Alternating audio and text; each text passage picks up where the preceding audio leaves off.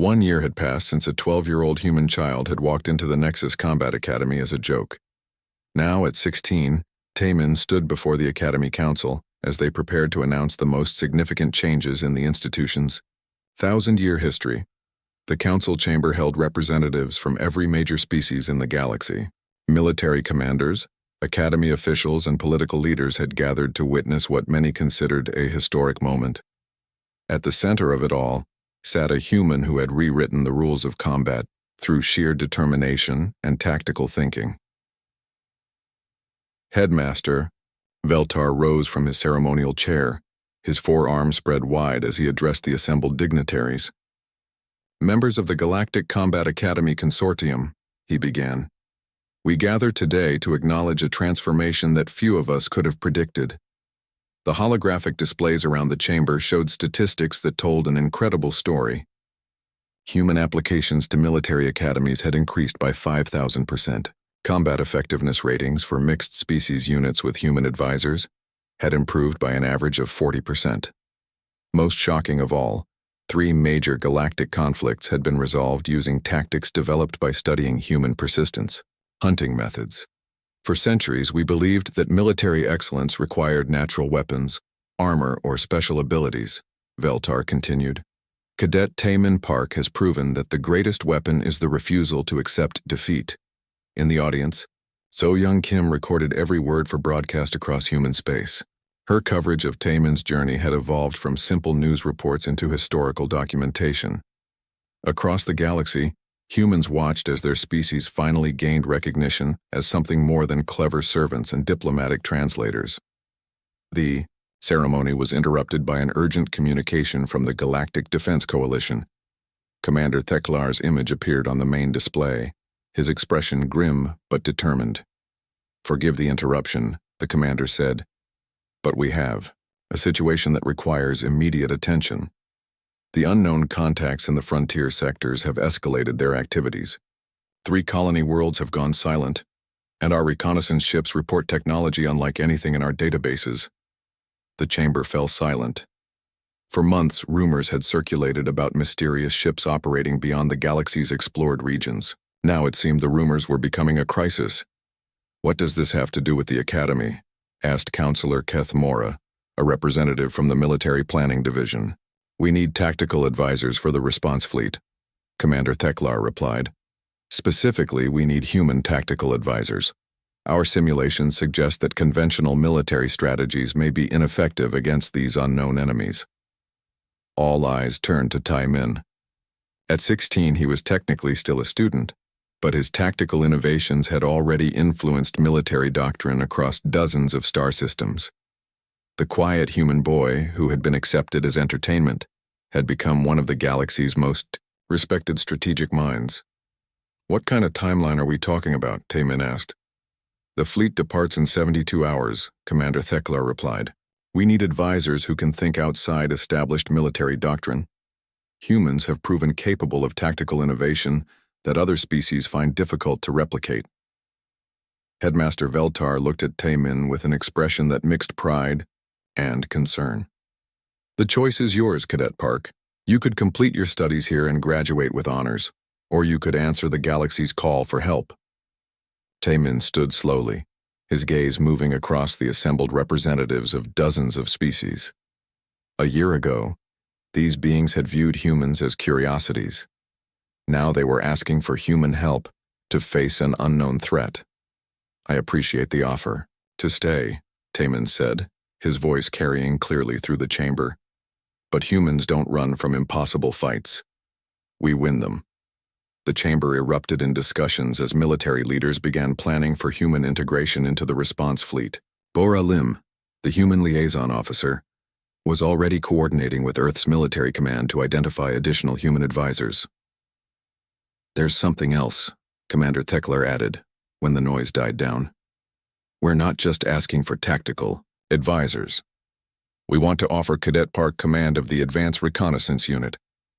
The suggestion sent shockwaves through the chamber. Command positions in the Galactic Defense Coalition were traditionally reserved for senior officers from established military species. Offering command to a 16-year-old human was unprecedented.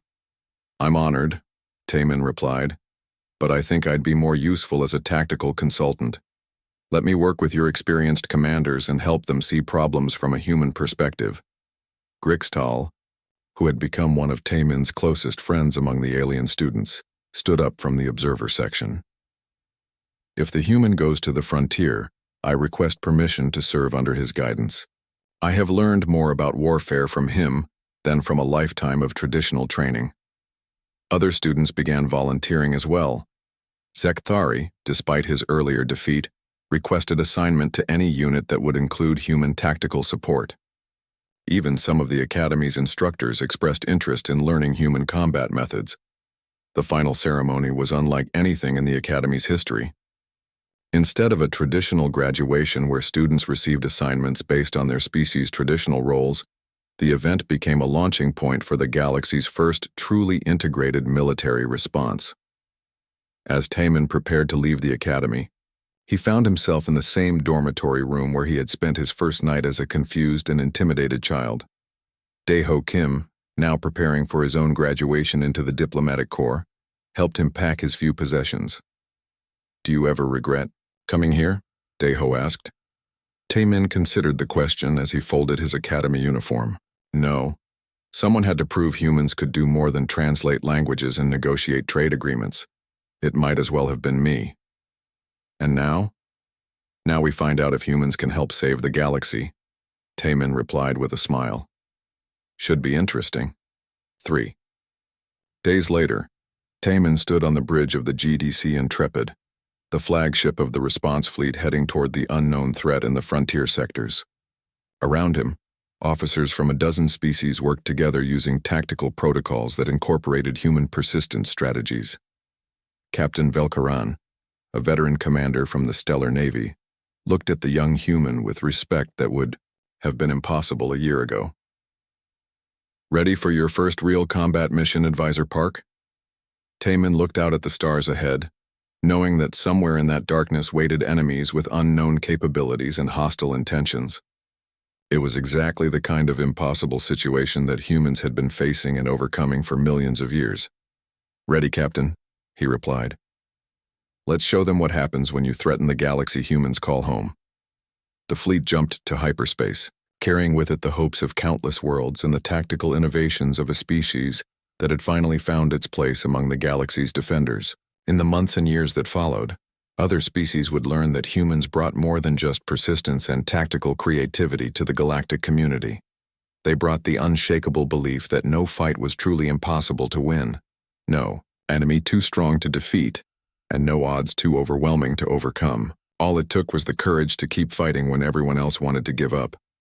The Academy had accepted a human child for laughs and watched him dominate the combat rankings. Now the galaxy would discover what humans could accomplish when the stakes were real and the survival of entire civilizations hung in the balance. It was going to be a lesson the universe would never forget. The Academy had changed in ways nobody could have predicted. Students who once ignored the strange human child now studied his every movement. Training protocols developed over centuries were being rewritten to account for tactics that seemed impossible until Taemin proved them effective. 8 months after his arrival, Taemin sat in advanced strategic combat, the Academy's highest-level course. Around him were beings destined to become the galaxy's military elite. Grixtal, an honorable warrior whose people had never lost a war. Thexari, a telepathic strategist who could predict enemy movements. And Velketh, whose species could manipulate gravity itself. Yet it was the human they watched most carefully. Instructor Kaldan, a legendary tactician who had planned victories across 12 systems, studied the combat scenarios displayed on the holographic projector. "Today's exercise will test your ability to adapt under impossible circumstances," he announced.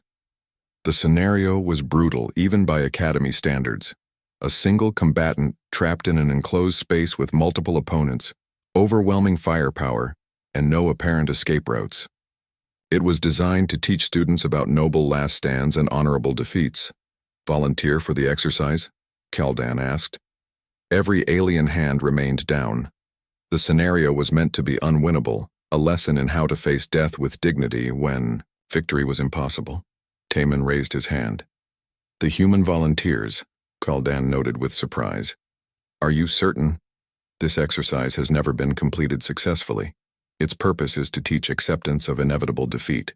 Humans don't accept inevitable defeat, Taemin replied simply.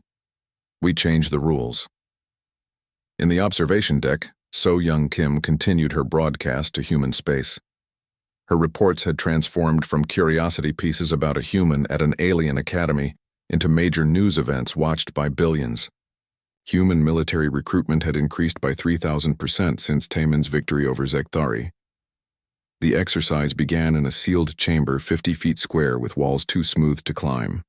Automated weapon systems activated from multiple positions, creating crossfire patterns that should have been impossible to survive. Enemy combat drones materialized at regular intervals, each one capable of defeating most academy students individually. For 30 seconds, the chamber filled with energy blasts, explosive rounds, and the screams of combat drones. When the weapons finally stopped firing, smoke filled the air. The observers waited for the system to clear the smoke and reveal Taemin's body.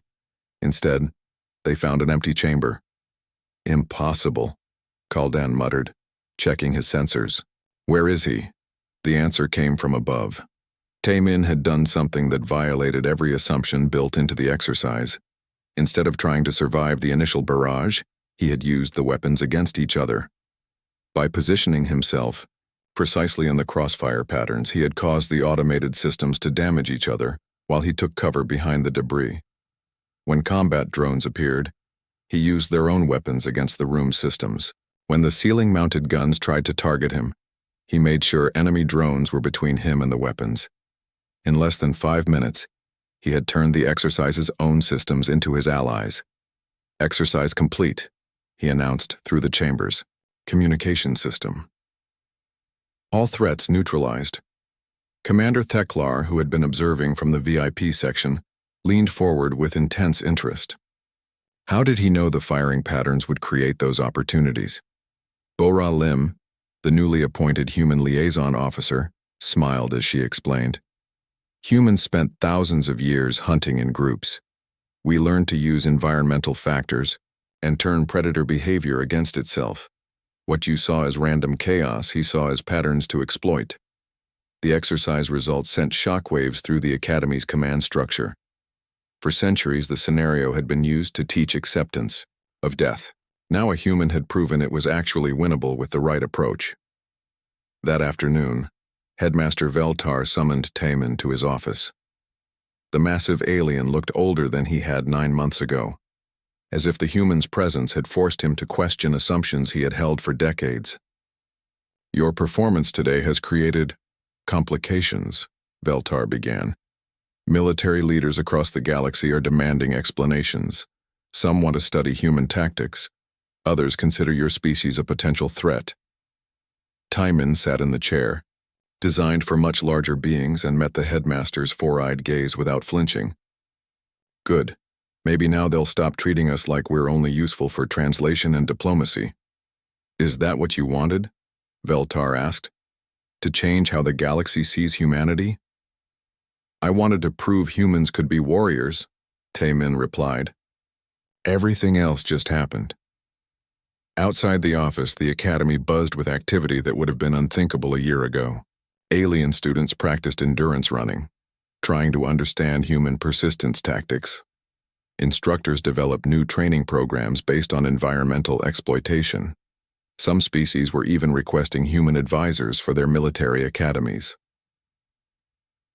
Grixtal found Taemin in the dormitory that evening, the honorable warrior's expression thoughtful.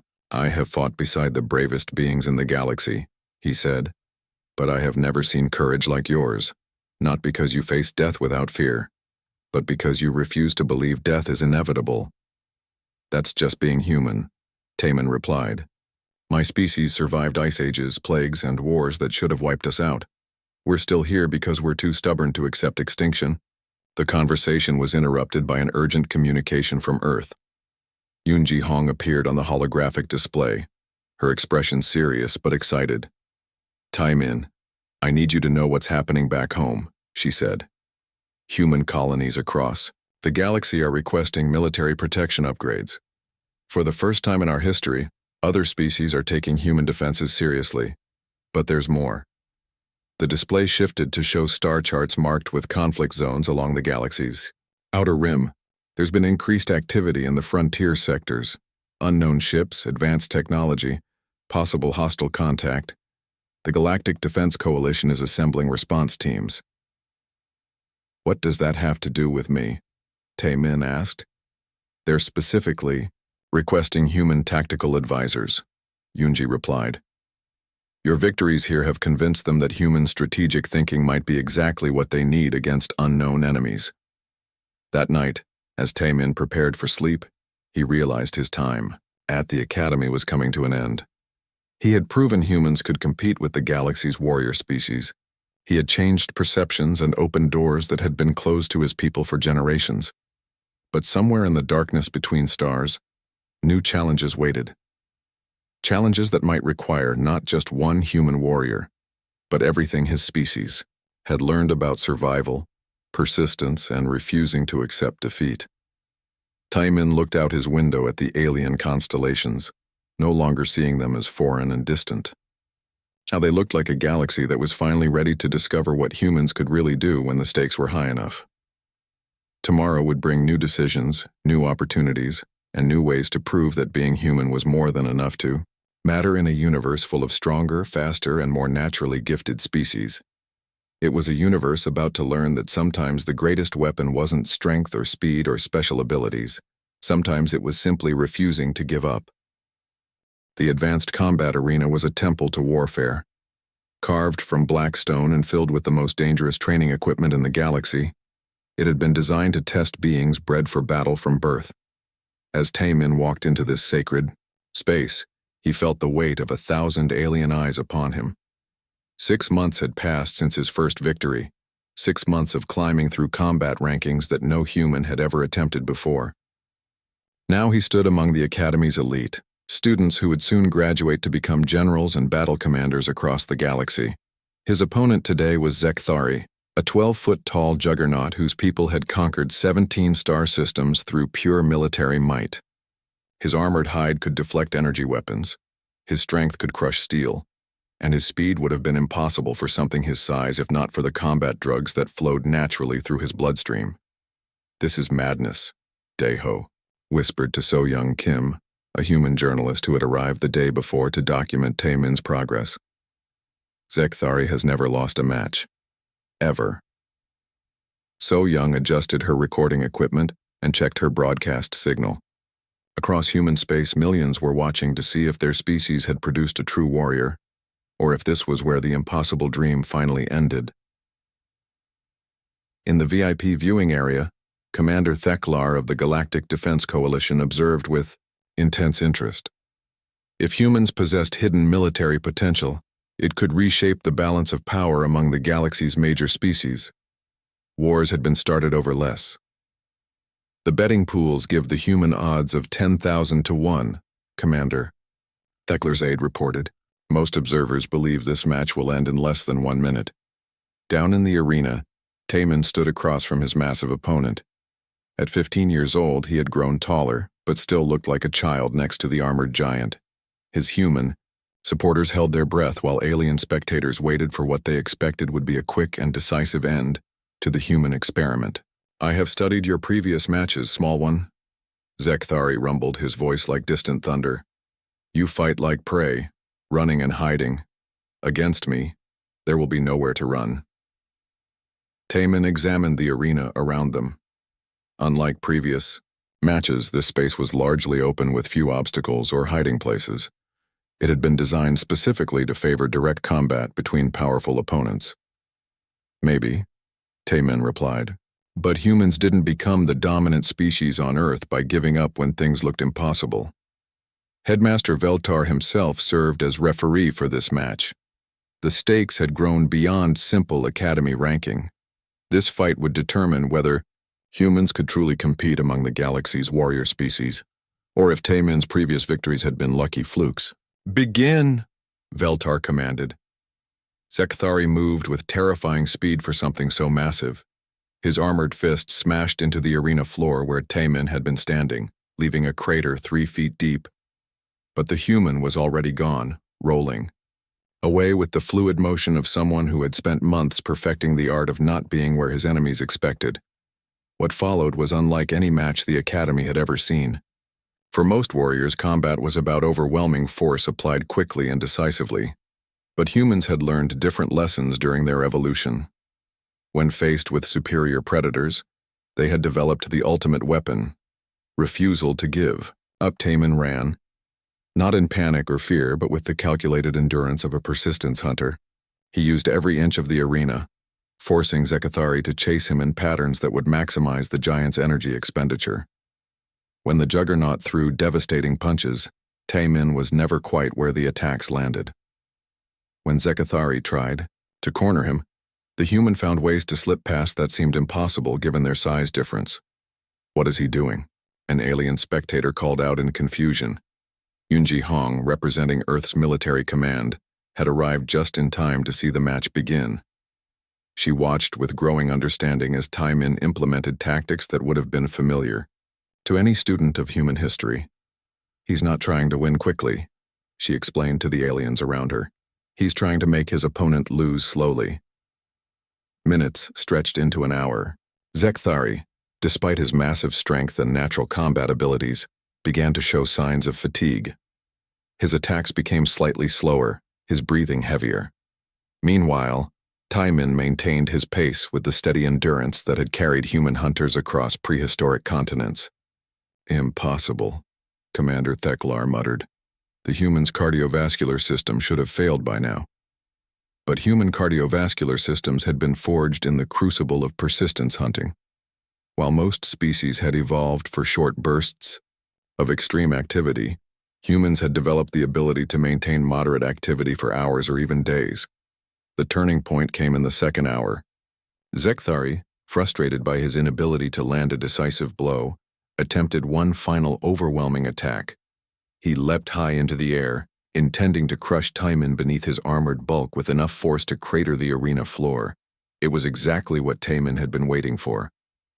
As the massive juggernaut fell toward him with the inevitability of a collapsing mountain, Taemin did something that seemed suicidal to every observer. Instead of running away, he ran directly toward his opponent. At the last possible moment, as Zekathari committed fully to his devastating attack, Taemin threw himself into a slide that carried him directly beneath the falling giant. As he passed under Zekathari, he struck upward with both hands at a joint in the juggernaut's armor that he had identified during their first exchange.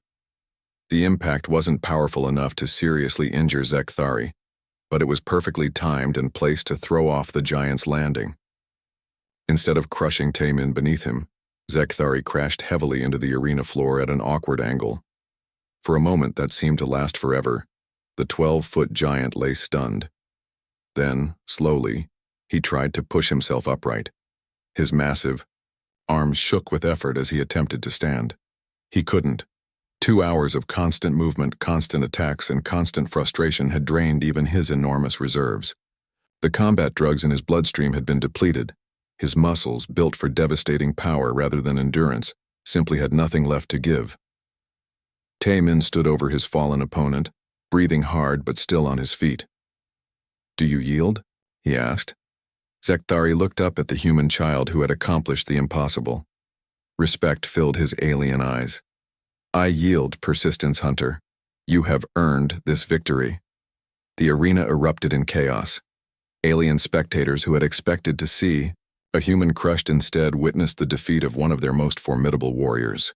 In the VIP section, military leaders from dozen species began urgent conversations about the implications of what they had just seen. So Young Kim's broadcast reached human colonies across the galaxy, where recruitment offices were suddenly flooded with applicants.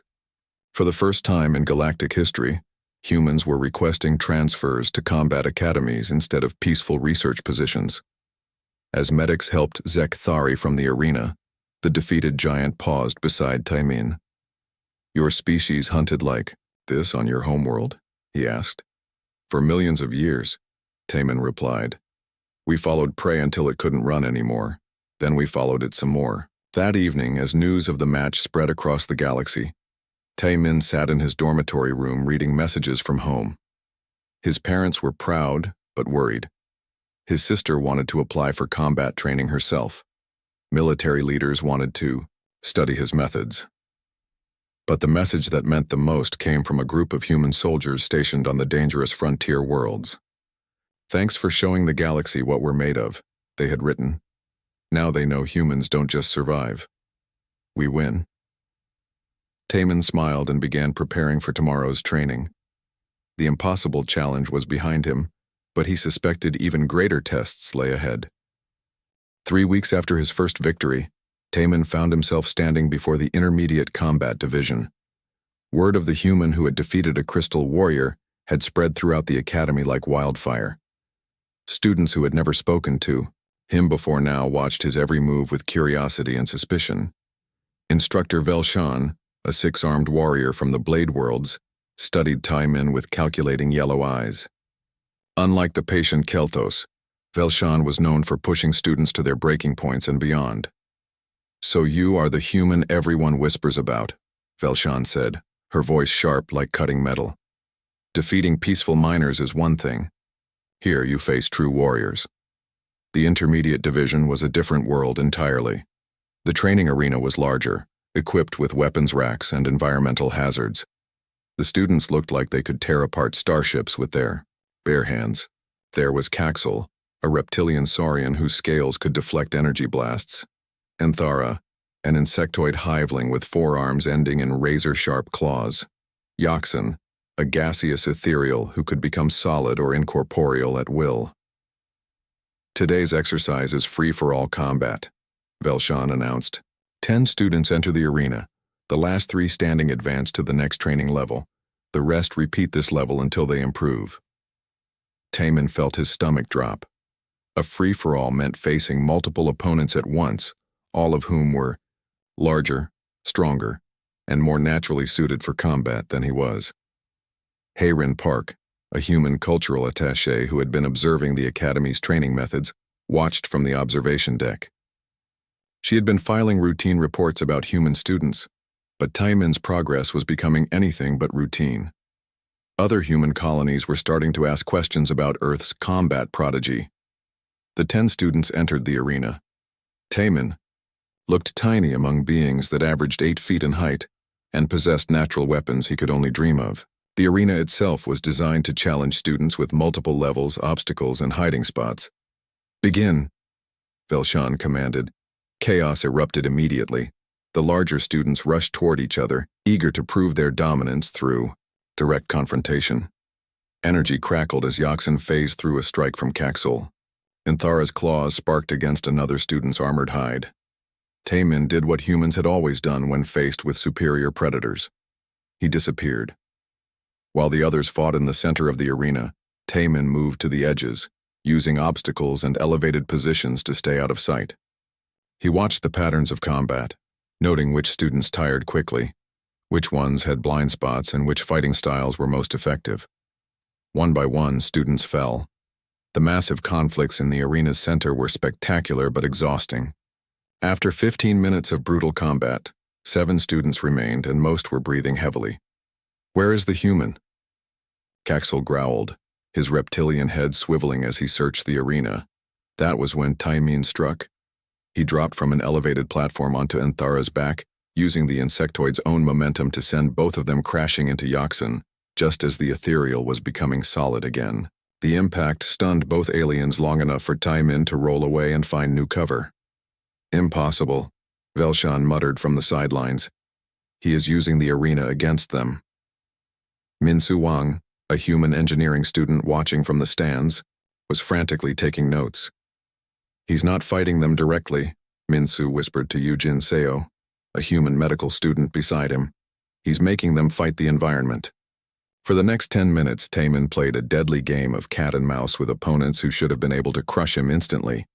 He used elevated positions to stay out of reach, environmental hazards to slow down pursuers, and the aliens' own aggression against them. When Caxel charged at him with devastating force, Tae-min waited until the last second before diving aside. The Saurian's claws, meant for Taemin, instead struck a support beam that brought part of the arena's upper level crashing down. When Yaxin tried to corner him by becoming incorporeal, Taemin threw debris through the ethereal's gaseous form, forcing him to become solid in a vulnerable position where another student could strike. The other students began to realize what was happening, but by then it was too late. They were exhausted from fighting each other while Taemin remained relatively fresh. His human endurance, bred from millions of years of persistence hunting, was keeping him mobile while his opponents slowed down. The arena grew quiet as the final three combatants faced each other. Caxel, breathing heavily and sporting several wounds, Enthara, one of her 4 arms hanging useless at her side, and Taemin, smaller than both but still moving with energy and purpose. "This cannot be," Caxel said, his yellow eyes fixed on the human. "You have no natural weapons, no armor, no special abilities. How do you still fight?" Taemin wiped blood from a cut on his forehead. "Because I'm human," he said simply. "We don't know how to quit." The fight that followed was different from the chaotic free-for-all. Both alien students tried to coordinate against Taemin, but their exhaustion made them slow and predictable. Taemin used their fatigue against them, staying mobile until Enthara collapsed from exhaustion and Caxel finally admitted defeat. The arena fell silent except for the sound of heavy breathing. Felshan stared at Taemin with something that might have been respect. "How?" the instructor asked. "Humans are persistence hunters," Taemin replied, helping Caxel to his feet. "On Earth, we hunted animals bigger and stronger than us by never letting them rest. We followed them until they were too tired to fight back." In the observation deck, several Academy officials were having urgent conversations. Jae-hyun, a human tactical studies student, was explaining persistence hunting to a group of alien strategists who had never heard of such a concept. "Most predators rely on short bursts of speed or overwhelming force," Jae-hyun explained. "Humans developed endurance instead. We can keep going long after other species would collapse." That evening, Taemin's victory was the talk of the entire academy. Students who had dismissed him weeks ago now studied videos of his fights, trying to understand his tactics. Some of the alien warriors even approached him for training advice. "Your fighting style makes no sense," Caxel told him over dinner, in the academy cafeteria. "You avoid direct confrontation, you run constantly, and you use the environment more than your own abilities." "That's because direct confrontation would get me killed," Taemin replied honestly. "Humans learn to survive by being smarter, not stronger." Daeho joined them at the table, his expression mixed with pride and worry. "The other human divisions are buzzing with excitement," he said. "But some of the alien students are starting to get angry. They think you're making them look bad." Taemin looked around the cafeteria at the various alien students. Some watched him with curiosity, others with respect, and a few with what looked like hostility. "Let them be angry," Taemin said. "I'm not here to make friends. I'm here to prove humans belong in the galaxy's warrior class." That night, as Taemin prepared for sleep, he received a message from Earth. His little sister had sent him a video of humans across their home planet watching news reports about his victories. Military recruitment offices were seeing increased applications from young humans inspired by his success. Taemin smiled as he watched the video. He wasn't just fighting for himself anymore. He was fighting for every human who had ever been told they weren't strong enough, fast enough, or dangerous enough to matter in the galaxy. Tomorrow would bring new challenges, stronger opponents, and higher stakes. But tonight, Taemin felt proud to be human.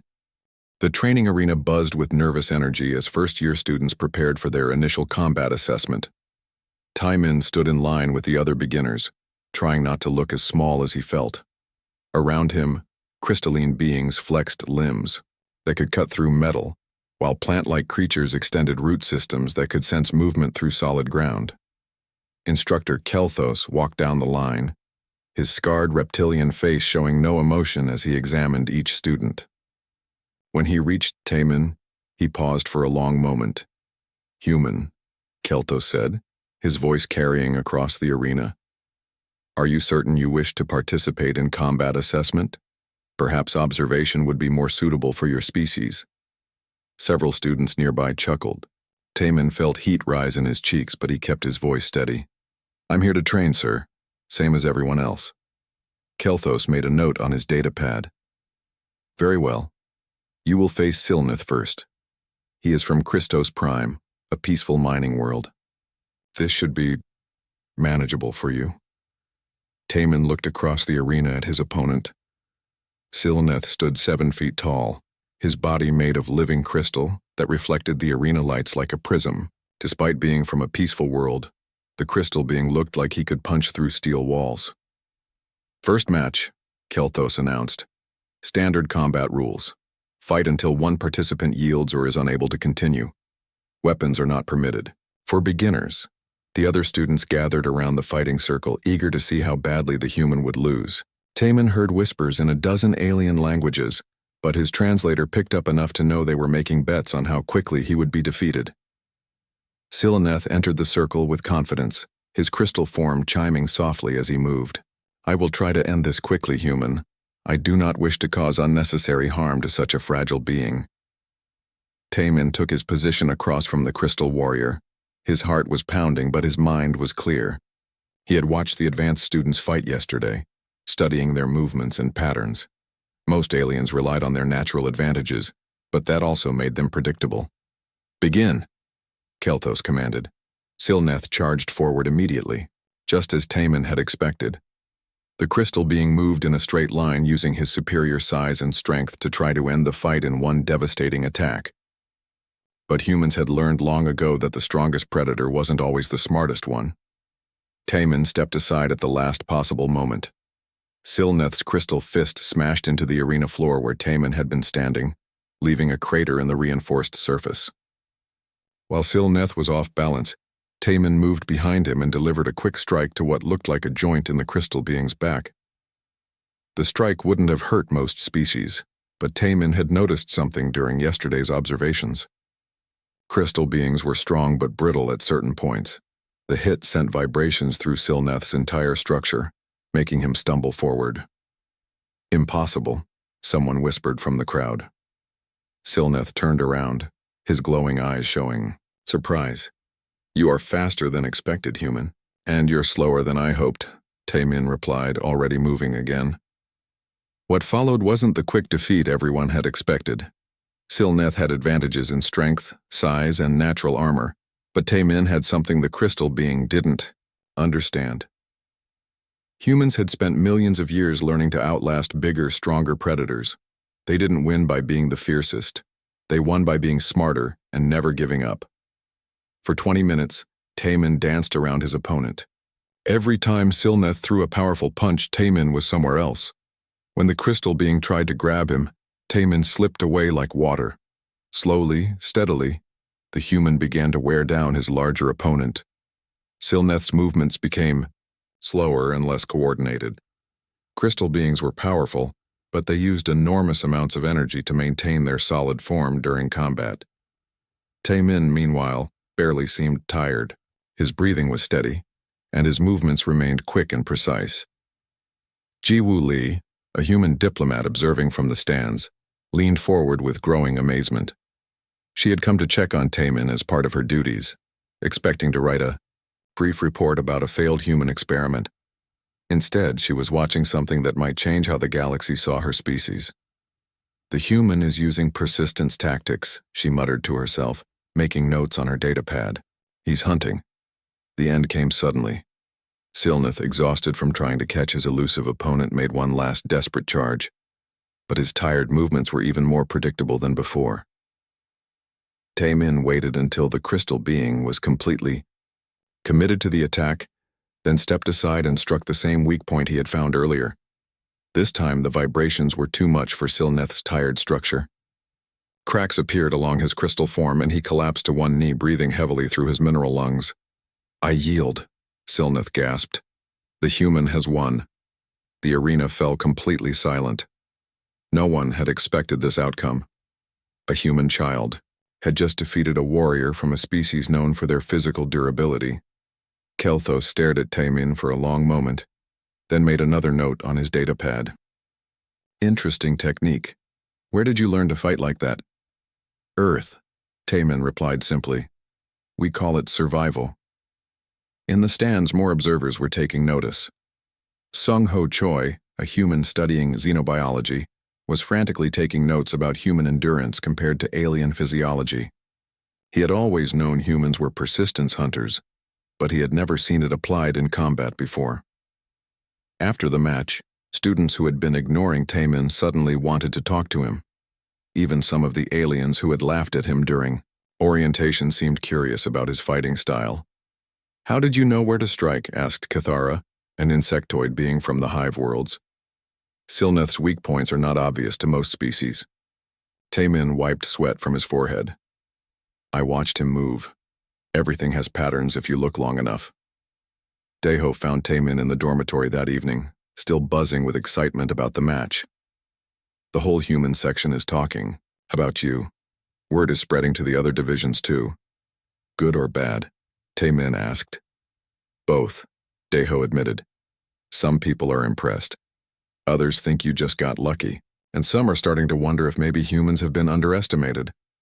That night, Taemin lay in bed thinking about the fight. He had won, but barely.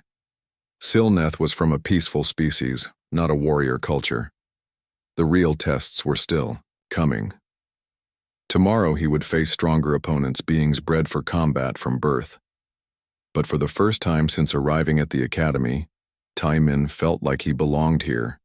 He wasn't just the weak human who had been accepted as a joke. He was a fighter, and he had proven it. Outside his window, the alien constellations looked different than they had the night before. They looked like possibilities instead of impossibilities. And somewhere in those stars were other humans who might be watching, wondering if their species could stand among the galaxy's warriors. Taemin smiled in the darkness. Tomorrow would tell them more. The morning sun cast long shadows across the crystal towers of Nexus Prime as 12-year-old Taemin Park stepped off the transport shuttle. His small duffel bag hung over one shoulder, and his dark eyes took in the alien world around him with wonder and determination. The other passengers, all towering alien beings with various numbers of limbs and unusual skin colors, barely glanced at the human child among them. Taemin had dreamed of this moment for 3 years, ever since he had seen the holographic recruitment videos for the Nexus Combat Academy. He knew this was where he belonged. The academy trained the galaxy's finest warriors, accepting only the strongest and most capable beings from hundreds of different species. No human had ever been accepted before. The academy building rose before him like a mountain of polished stone and gleaming metal. Students moved across the courtyard in small groups, their conversations a mix of clicking, growling, and musical tones that Taemin's translator earpiece struggled to keep up with. Some walked on 2 legs like him, others on 4 or 6. A few seemed to float just above the ground, their gaseous forms shimmering in the alien sunlight. First time seeing real aliens, human? A voice called out from behind him. Taemin turned to see another human approaching. This one was older, maybe 18, with the confident walk of someone who had been here for a while. I'm Daeho Kim, the older human said, extending his hand. I study in the Theoretical Combat Division. You must be the kid everyone's talking about. Everyone's talking about me? Taemin asked, shaking Daeho's hand. Daeho laughed, but not in a mean way. You're the first human to apply for actual combat training. Most of us stick to the safe divisions like strategy, medicine, or diplomacy. The combat division is where the real monsters train. As if to prove his point, a group of students walked past them. The smallest was easily 7 feet tall with blue skin and 4 muscular arms. The largest looked like a walking tree with bark for skin and glowing orange eyes. They moved with the fluid grace of natural predators. Come on, Daeho said. Let me show you to the dorms before you have second thoughts. The dormitory was a massive building with rooms designed for beings of all shapes and sizes. Taemin's room was on the human floor, a section originally built for diplomatic visitors. The room was simple but comfortable, with a bed, desk, and large window overlooking the training fields. The other humans here think you're crazy, Daeho said as he helped Taemin unpack. Most of them are here on academic scholarships. safe positions where they can study alien cultures or work on translation projects.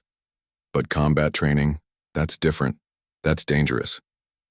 Timon pulled out a photograph of his family back on Earth and placed it on the desk. His parents had been worried when he applied, but they supported his dream. His little sister had made him promise to come back in one piece. "I know it's dangerous," Timon said, "but humans can be warriors too. We just have to prove it." The next morning came too quickly. Timon woke before dawn and made his way to the main academic building for orientation. The hallways were filled with alien students, all much larger and more intimidating than him. He tried to walk with confidence, but inside he felt very small.